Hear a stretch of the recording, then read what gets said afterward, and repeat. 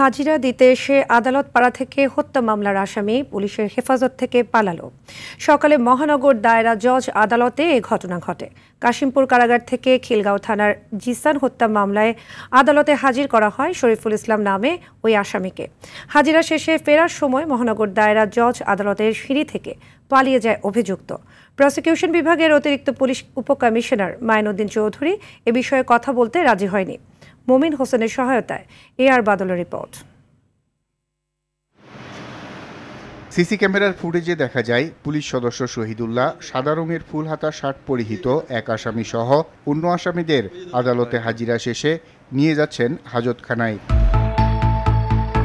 এর পরের ফুটেজে দেখা যায় সাদা শার্ট পরিহিত এক ব্যক্তি দৌড়ে পালিয়ে যায়। এর একটু পরেই একজন পুলিশ সদস্যকেও দৌড়ে যেতে দেখা যায় পালিয়ে যাওয়া ব্যক্তির পেছনে। পরের ফুটেজে দেখা যায় সাদা শার্ট হাতে নিয়ে উক্ত আসামি কমলা রঙের টি শার্ট পরে দৌড়ে পালিয়ে যাচ্ছে। পুলিশ পিছু নিলেও পালিয়ে যাওয়া শরীফুল ইসলাম নামে ওই আসামিকে আর ধরতে পারেনি। পালানোর পরেই শরীফুল পোশাক বদল করে 2018 সালের 24 জানুয়ারি খিলগাঁও থানার জিসান অপহরণ ও হত্যা মামলার আসামি সে। প্রসিকিউশন বিভাগের অতিরিক্ত উপপুলিশ কমিশনার মাইনুদ্দিন চৌধুরীর কাছে এ বিষয়ে জানতে চাইলে তিনি কোনো বক্তব্য দেননি। এক মিনিট ভাই। আর বাদল, RTV, ঢাকা।